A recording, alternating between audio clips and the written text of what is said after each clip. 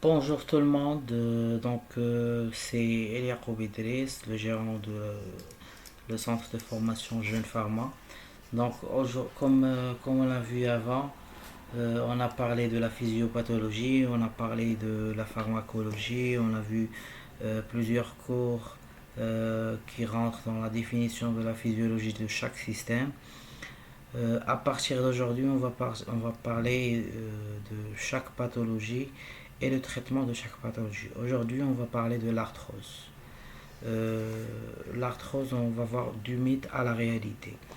L'arthrose, par introduction, c'est une pathologie ostéo-articulaire centrée sur le cartilage, très fréquente, avec des conséquences fonctionnelles et socio-économiques extrêmement importantes. Sa physiopathologie est complexe. Pourquoi? Parce que de nombreux facteurs réagissent. Il y a des facteurs mécaniques, humoraux, cytokiniques, cliniques interviennent dans sa genèse et son développement. Donc le plan est le suivant, on va voir l'introduction, la définition, l'historique, l'épidémiologie, la physiopathogénie de l'arthrose, les formes cliniques d'arthrose, type de description arthrose de genou ou gonarthrose, prise en charge thérapeutique médicale et plus rarement chirurgicale, et la conclusion bien sûr. Par définition, l'Organisation mondiale de la santé nous a dit que l'arthrose est la résultante des phénomènes mécaniques, biologiques qui déstabilisent l'équilibre entre la synthèse et la dégradation du cartilage et de l'os sous-chondral. On va voir ça par la suite. Ce déséquilibre peut être initié par de multiples facteurs. Comme on a dit, il y a des facteurs génétiques de croissance, métaboliques et traumatiques.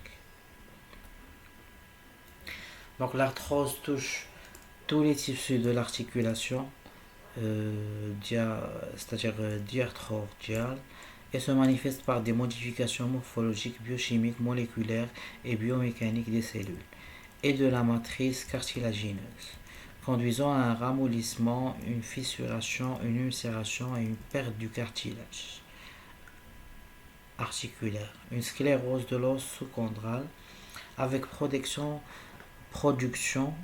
d'ostéophytes et de kystes sous-chondraux.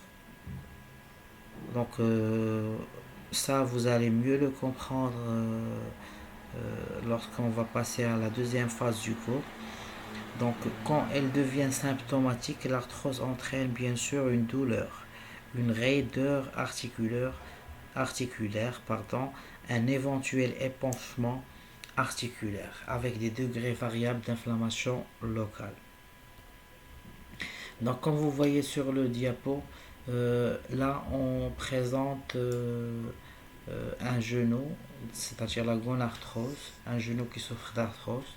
Vous allez voir un épaississement de la capsule, un cartilage qui est aminci. Donc là, on voit que le liquide synovial, la synoviale il est inflammé. Donc là, ça présente une gonarthrose. Donc, par épidémiologie, l'arthrose est une affection rhumatologique chronique extrêmement fréquente, touchant plus de 60% de la population âgée en France, soit plus de 9 à 10 millions de patients, dont 4 à 6 millions cliniquement symptomatiques. Elle est la seconde cause d'invalidité après les maladies cardiovasculaires, bien sûr. Sa prévalence générale, bien sûr, c'est le pourcentage de cas dans une population donnée à un moment donné, relevé par des dépistages radiologiques systématiques et de 52% des adultes pour une seule localisation. Euh, Selon l'épidémiologie, l'âge supérieur à 50 ans, l'arthrose a un impact non négligeable sur la qualité de vie, entraînant gênes fonctionnelles et douleurs. 80% des patients avec arthrose ont une limitation de leur activité quotidienne et 64,4% des patients ayant encore une activité professionnelle ont une gêne durant leur travail. Le coût socio-économique est très élevé On parle d'un coût des prestations des médicaments et retentissement sur le rendement, absentéisme, bien sûr. Maintenant, on va passer à la physiopathogénie de l'arthrose. Là, c'est supérieur à 50 ans, le sexe féminin, et des antécédents familiaux, arthrose familiale, hanche, genoux, par anomalie procollagène 2. Atteinte de certains sites, arthrose généralisée, association fréquente arthrose genou rachis, hyperostose vertébrale ankylosante, maladie de Forestier, surpoids. Le surpoids, c'est un facteur pour la gonarthrose post-ménopausique. La dysplasie, c'est l'instabilité. Traumatisme et micro-traumatisme répétés. Sport de contact. Myxétomie, laxité articulaire, inégalité membre inférieur supérieur à 2 cm pour gonarthrose. Maintenant, on va voir, on a parlé du cartilage. Le cartilage est un tissu mésenchymateux avasculaire, non innervé, se nourrissant à partir du liquide synovial par imbibition des cellules principales. Les cellules sont, on appelle les chondrocytes. Ces chondrocytes permettent le renouvellement de la matrice protéine et eau, synthétise des enzymes destructrices de sa matrice, synthétise des cytokines pro-inflammatoires en cas de contrainte. Il existe un équilibre synthèse-destruction de la matrice. Alors pour l'arthrose, pour l'arthrose, la cause de l'arthrose soit mécanique, soit structurelle. Donc on va parler de l'arthrose mécanique. Comme vous voyez ici, l'arthrose mécanique, une hyperpression, ça peut déclencher face à un cartilage normal, une dégradation cartilagineuse, soit par instabilité, soit par dysplasie qu'on a expliqué, soit par incongruence ou bien surcharge. Donc ça peut attaquer un cartilage normal et donner une dégradation cartilagineuse. L'arthrose structurelle, une pression qui est normale, et cette pression qui est normale face à un cartilage qui est un cartilage avec des ochronoses, des hémochromatoses, des contusions, ou bien un os sous-chondral, ostéonochrose, pagay, ou bien hyper-PTH, ou bien synovite, inflammation infectieuse, ou bien les facteurs génétiques qu'on connaît.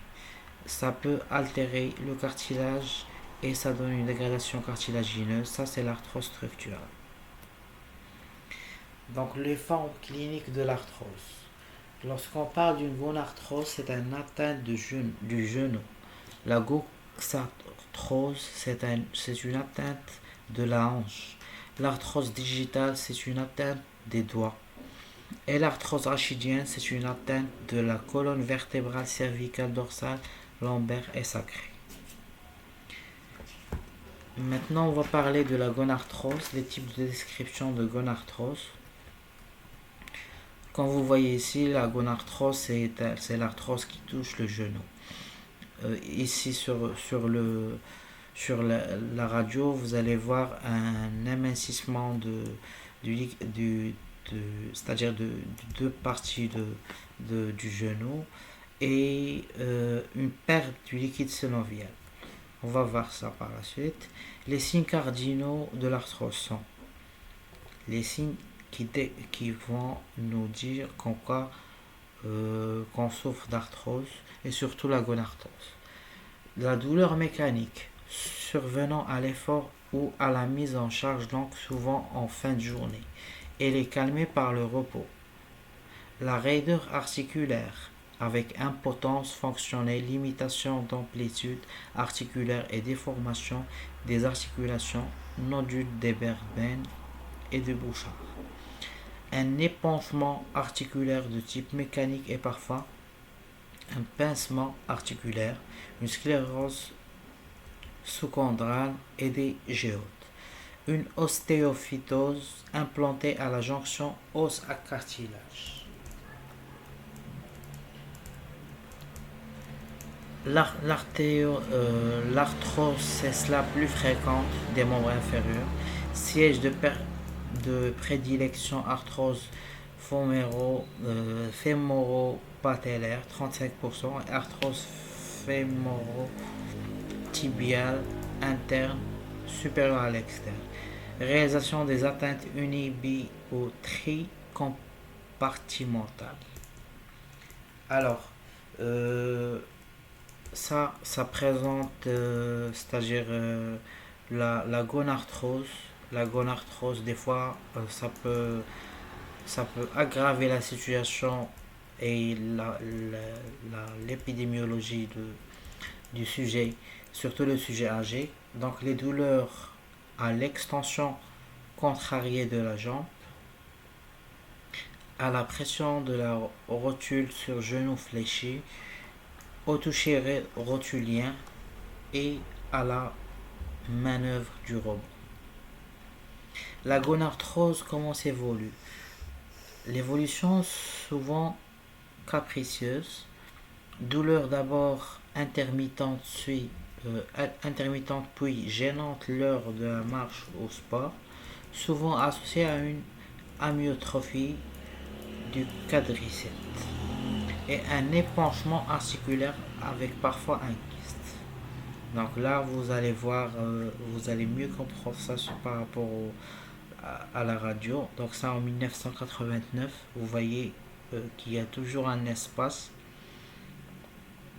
En 1990, on commence à voir un amincissement. 1991, on commence à voir la partie gauche qui commence à se frotter. En 1992, toujours la même chose. Et 1993, la même chose. 1995, on voit qu'il n'y a plus d'espace. Donc maintenant, on va parler des traitements médicaux. Les traitements médicaux non médicamenteux, c'est des traitements des facteurs étiologiques, hygiène de vie, perte de poids tout d'abord, la kinésithérapie et la balnéothérapie, la physiothérapie sédative, les poussées, entretien des mobilités articulaires, renforcement musculo-ligamentaire, lutte contre attitude vicieuse, hygiène orthopédique et orthèse de repos.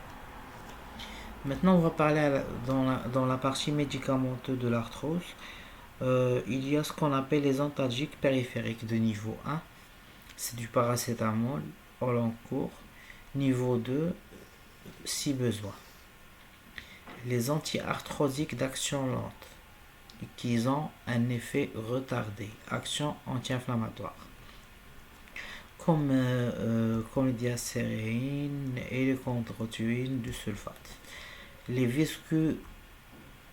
viscosupplémentations, c'est une injection intra-articulaire d'acide hyaluronique, et la phytothérapie comme le curcuma par son effet naturel anti-inflammatoire et anti-arthrosique. En poussée d'arthrose, le médecin peut prescrire des anti-inflammatoires non stéroïdiens plus une infiltration articulaire de corticoïdes plus de repos articulaire. Le traitement chirurgical, c'est selon l'indication. Arthrose confirmée, échec de tout médical bien conduit et altération de la fonctionnalité. Ça, c'est les indications. Les préventives, correction, et palliatives, prothèse articulaire. Donc, en conclusion, l'arthrose, c'est une maladie chronique très fréquente. Plusieurs facteurs de risque incriminés dans sa genèse: obésité, âge, profil hormonal, hérédité, physiopathogénie complexe mais mieux comprise, atteinte ubiquitaire avec des sites de Prédilection genou-hanche, traitement médical mieux codifié avec des suppléments très efficaces sans effet secondaire. Exemple, le curcuma. Et merci pour votre attention. Si vous avez des questions, n'hésitez pas à, à poser des commentaires, poser des questions. Quand je vous ai dit au début de cette vidéo, on va commencer à faire des pathologies et voir les traitements. À chaque vidéo, vous allez voir une autre pathologie qui, qui sera mieux expliquée avec le traitement bien sûr.